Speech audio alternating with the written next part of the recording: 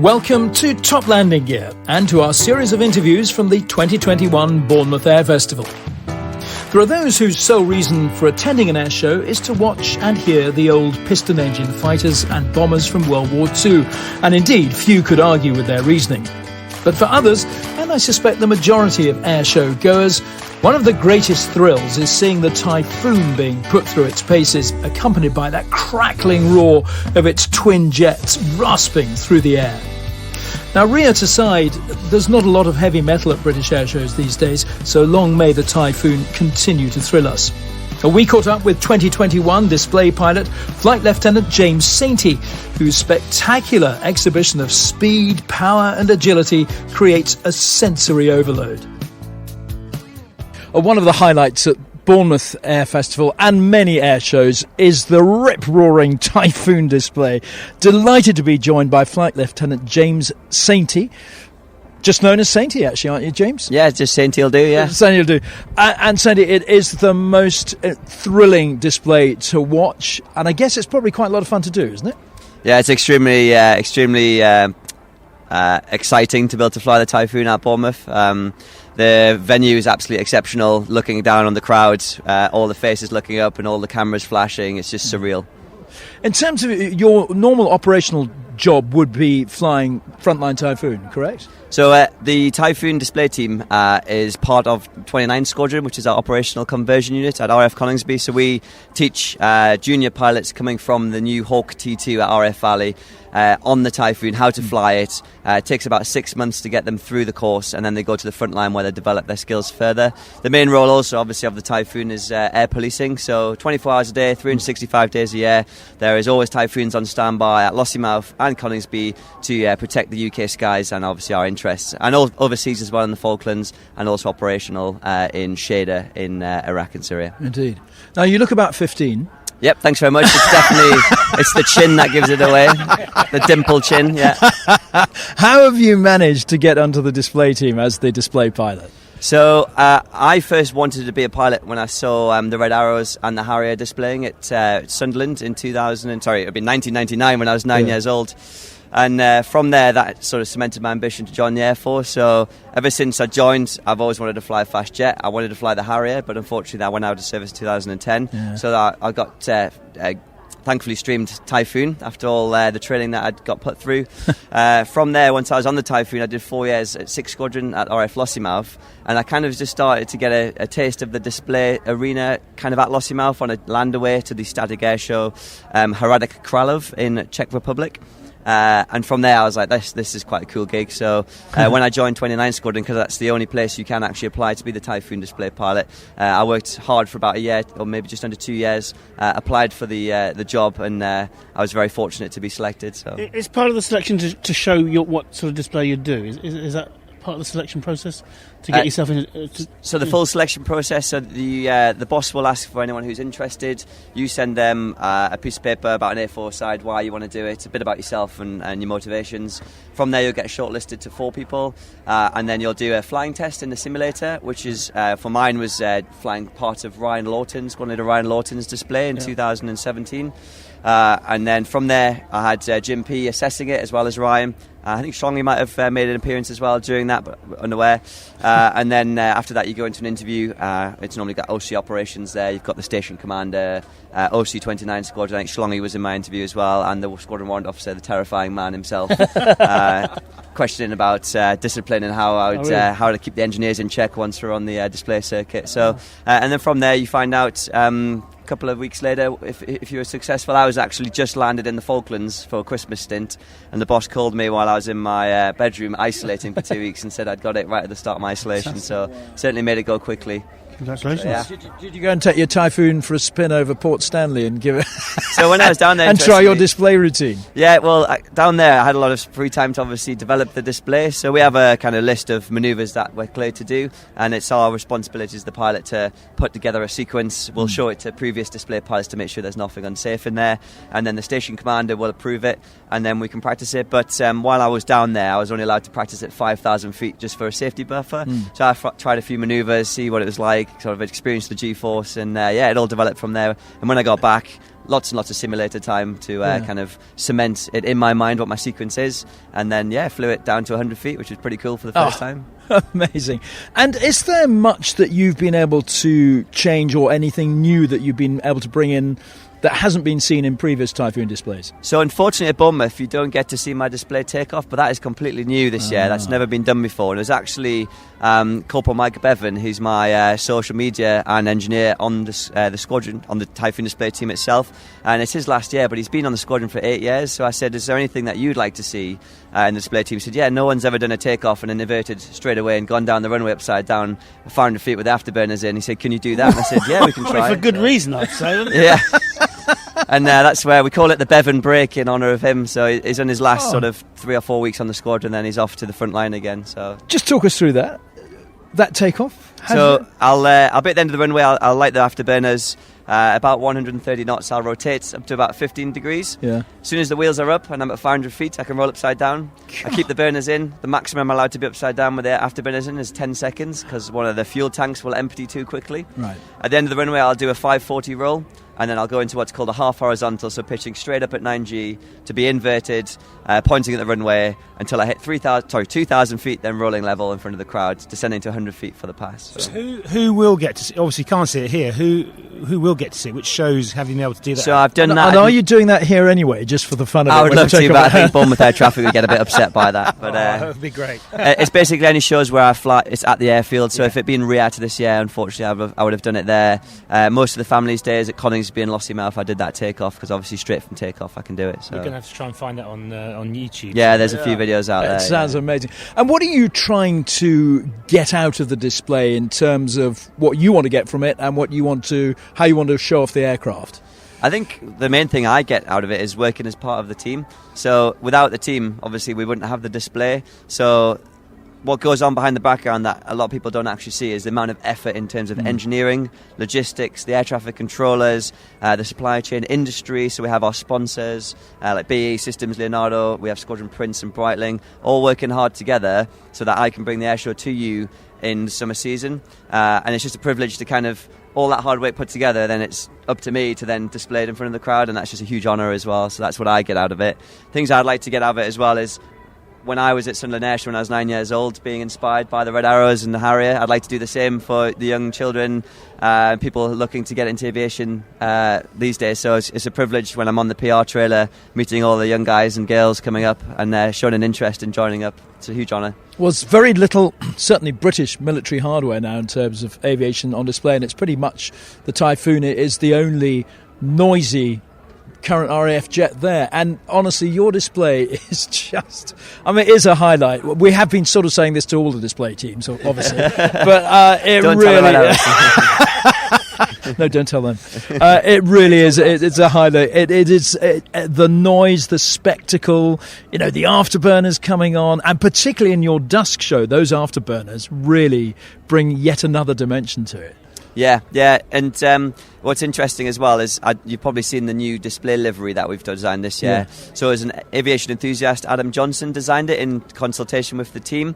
So obviously with what's gone in political wise this year and last year, we're trying to kind of display the best of British. So there's Union flags plastered all over that jet. So it's actually quite an honour to literally fly the flag around the country. So unfortunately we had a little snag with it yesterday, very small snag, but we fixed it for today. Great. So I'm really looking forward to displaying it this evening and this afternoon in the Union flag livery jet. What is the Typhoon like to display? As a pilot, how is it feel, and what can you do with it? The Typhoon is they've invested heavily in the design of the automatics, etc. So if you think about jets that were previous to this, so the F3 had a navigator in the back, so the pilot solely had to rely or focus on flying the jet. So lots of levers, lots of systems, a lot less automatics. The Typhoon itself is pretty much one of the easiest things to fly that I have done in training. So the carefree handling of the flight control system, so the control column itself isn't actually connected to any controls, it's a computer. Yeah. So I can move the control column in any corner, any sort of regime, and the jet will go, okay, at this speed, Sainty, you can have this much G. So it's like an Airbus, you're saying? Yeah, pretty much like an Airbus, but it can go more than 20 degrees angle of bank and pull 9G. But yeah, so it's actually in terms to answer your question, it's actually, if a Typhoon pilot tells you it's hard to fly, he's lying to you. Okay. So you're meant to focus on the mission, the sensors, and you're basically a weapons system operator who flies the aircraft now. So, and I mean, I've not seen the Typhoon display before I came here, but I've seen loads of other displays. But it just doesn't seem to be normal the way it flies. It seems to defy physics. Particularly the turns. Particularly the turn. The roll. It just seems, obviously there's a lot of computer control in there to keep it flying. Yeah, without the computers, it would fall out the sky. So we don't want that happening. And for example, the radius of turn. I mean, the Reds, they're in France when they're doing their horizontal turns. You do it over the beach, basically. It's a phenomenal bit of kit to watch. Yeah, so I just bank it over, pull full back stick, and it snaps to 9G in half a second, and that's what gives its ability. Interestingly, fact for you, the Typhoon wants to go fast, so its two AJ200 engines, Rolls-Royce, have 40,000 pounds of thrust in reheat. When I light those afterburners, if I get above the drag curve, which is about 450 knots or 450 miles an hour, even with full back stick, she will accelerate, so even the drag of the G won't slow her down, and as soon as I hit above 500 knots, the actual jet will cut back to 7G, so I will then just keep accelerating until I hit the sound barrier. So the hardest thing for my display is to keep it below that drag curve and keep it actually slow, so it's really interesting. It's quite tricky. And it appears the throttle's either fully forward or at idle. Are those the two positions? Yeah, don't tell engineers, but yeah, it's either fully open or fully closed to slow it down. Yeah. That amazing pass you do where you're fully nose up. What's it called? Max Alpha. Max Alpha. Yeah, slow speed pass. Yeah. That is just extraordinary that you've just passed at however many 100 miles an hour, and then you're almost hovering as you come past the beach. Yeah, so we do it on the inbound, we call it the 45-degree axis. Yeah. So in the turn, when I go past, initially I'm doing 450 knots. I then bank to the left, full back stick at 9G, and I lose about 300 to 350 knots in that turn. Looking to roll out at 120 knots, quick maths there. 120 knots is my minimum, 500 feet.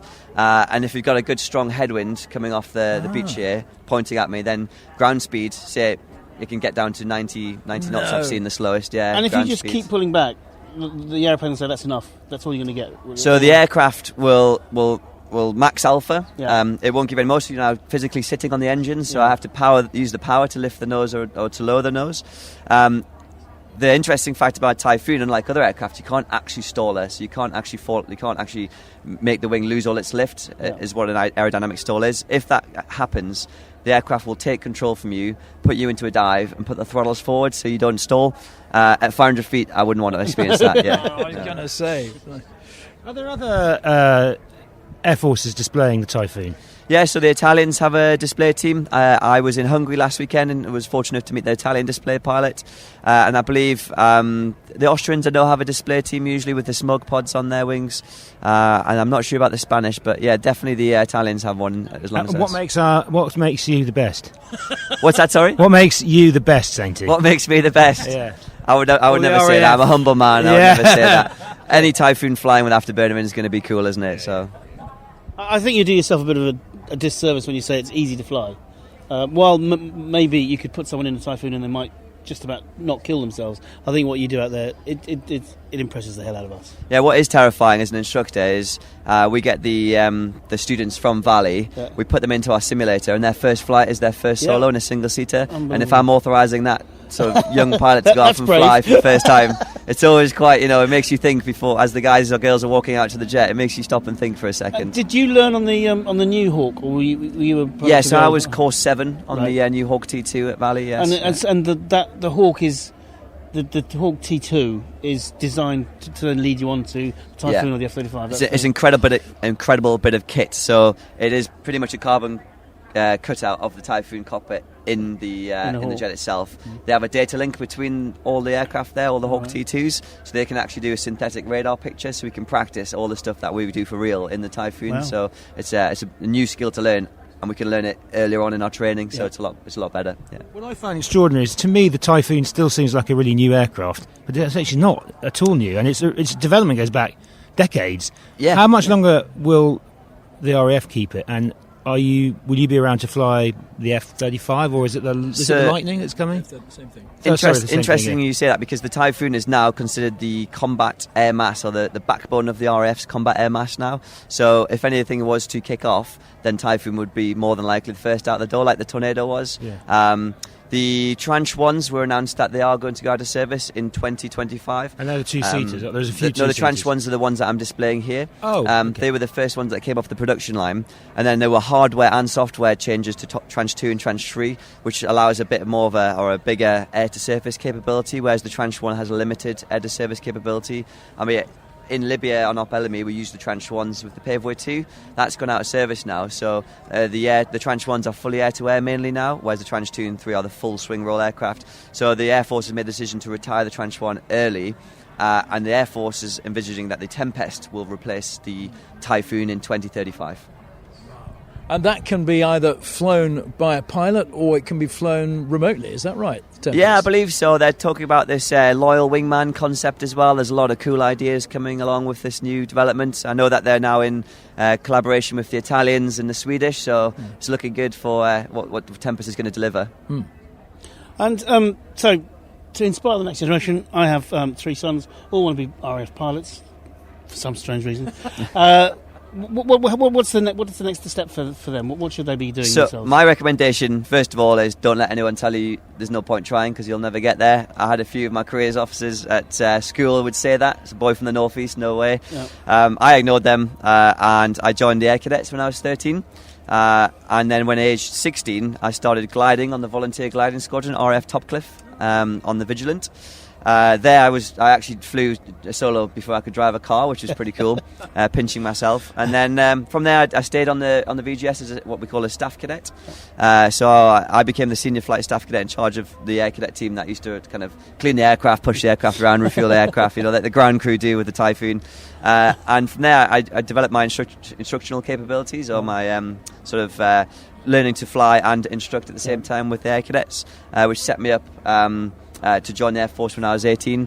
During the Air Cadets as well, I also was fortunate to get given the John Cunningham Flying Scholarship at Tayside Aviation, so that allowed me to get my PPL. So although I couldn't really afford to fly in the Piper Warriors and Cessnas, it was quite cool to get the actual bit of licence to say I could do it.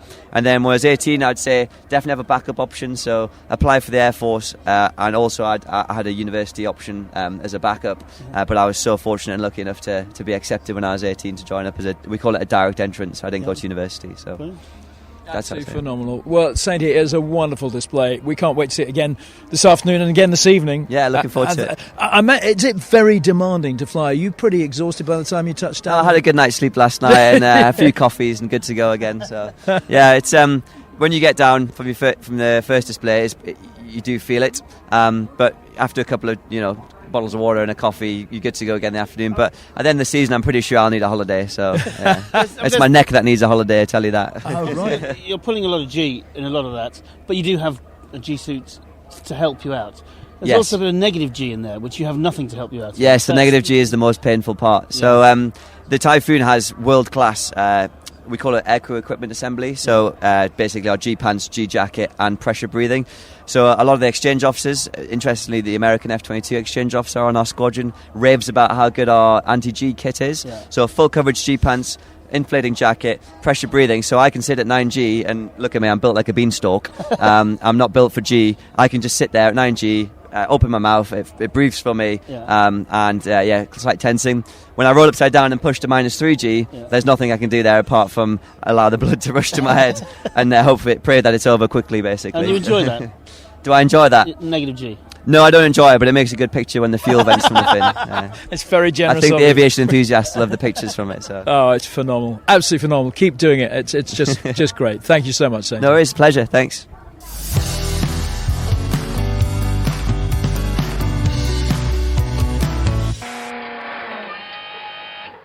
Well, huge thanks to everyone who took time to talk to us.